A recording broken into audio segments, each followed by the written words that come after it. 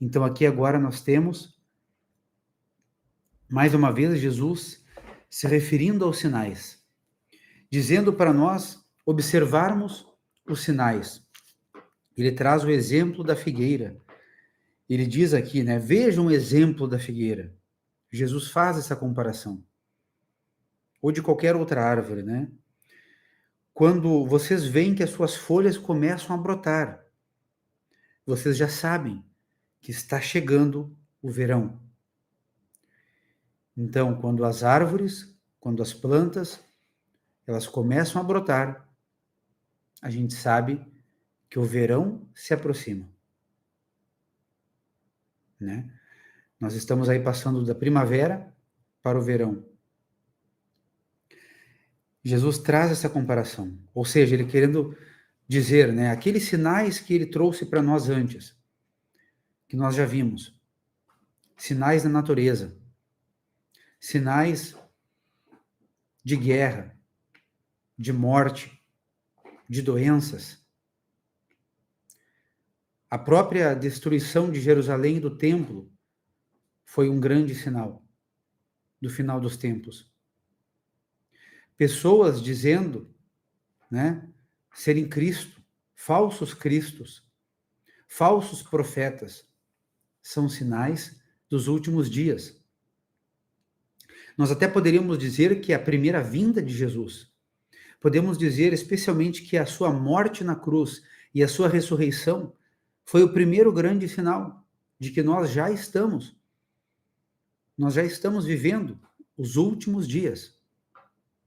Se nós pudéssemos perguntar para Jesus, se nós pudéssemos perguntar para Paulo, talvez, vamos imaginar assim, um repórter que pudesse voltar no tempo e perguntar a Jesus, perguntar para o apóstolo Paulo, quando chegará esses dias, esses últimos dias? Quando chegará o final dos tempos? Uma boa resposta poderia ser: os últimos dias já chegou. O final dos tempos já chegou. Porém, precisamos aqui lembrar de novo as palavras de Pedro, de que para Deus um dia é como 1000 anos, e 1000 anos é como um dia. Para nós, que somos seres humanos, isso parece demorar. Existe essa aparente demora, se é que nós podemos falar isso, né? Do retorno de Cristo. Para nós, pode parecer demorado. Já fazem mais de 2000 anos em que Jesus prometeu voltar. Mas também Pedro, e aqui eu lembro de novo, né, o texto aí de Pedro, da segunda carta, também fala para nós de que Deus também está dando tempo para que mais pessoas se convertam, para que mais pessoas sejam salvas.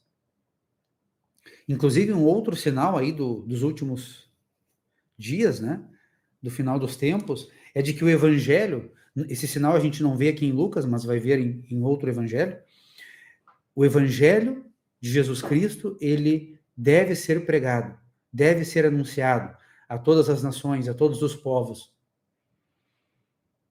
Então, nós aguardamos isso, enquanto nós vemos os sinais acontecendo. Enquanto nós vemos aí as pessoas crendo nessa mensagem, crendo em Jesus Cristo, enquanto nós temos outras pessoas que não creem e que precisam crer, que precisam chegar ao conhecimento dessa salvação. E aqui entra nós, os cristãos, cristãos fazendo cristãos, né? Fazendo discípulos de Jesus Cristo, fazendo seguidores de Jesus. A igreja conduzindo seguidores, conduzindo discípulos, batizando e ensinando, né? Então aqui nós podemos, de certa forma, como diz lá em Pedro também, na segunda carta, apressar a vinda de Jesus, apressar a vinda do dia de Deus. Como? Trazendo mais pessoas à igreja, trazendo mais pessoas ao conhecimento da salvação, fazendo com que mais pessoas creiam em Jesus Cristo e sejam salvas. E aí vem a pergunta, né? O que nós, então, diante de tudo isso, o que nós vamos fazer, como vamos viver a nossa vida. Nós já falamos, anunciando o evangelho, né? Mas o que mais, né? Aqui nós temos Jesus falando também, a partir do versículo 34, sobre a vigilância cristã.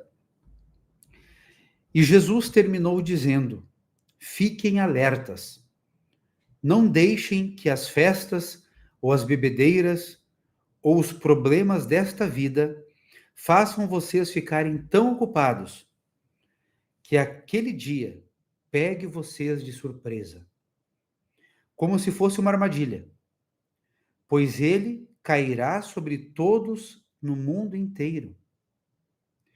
Portanto, fiquem vigiando e orem sempre, a fim de poderem escapar de tudo o que vai acontecer e poderem estar de pé na presença do Filho do Homem quando ele vier. Jesus ensinava no pátio do templo todos os dias, mas à noite ia para o Monte das Oliveiras e ficava ali até de manhã. E todo o povo ia de madrugada para o templo a fim de ouvi-lo. O povo ia ao encontro de Jesus. O povo, as multidões, ouviam Jesus. E aí fica também essa reflexão para nós, meus irmãos. Continuarmos ouvindo Jesus. Continuarmos ouvindo o nosso Senhor. O nosso Senhor que prometeu voltar. Enquanto ele não volta, vamos continuar ouvindo Jesus. Através da sua palavra revelada, a Bíblia Sagrada. Através do convívio com os irmãos. Através da igreja. A igreja somos nós. A igreja somos nós, o povo de Deus. Mas a gente vive hoje também numa época em que muitas pessoas estão desigrejadas. Muitas pessoas não estão na igreja convivendo com os irmãos.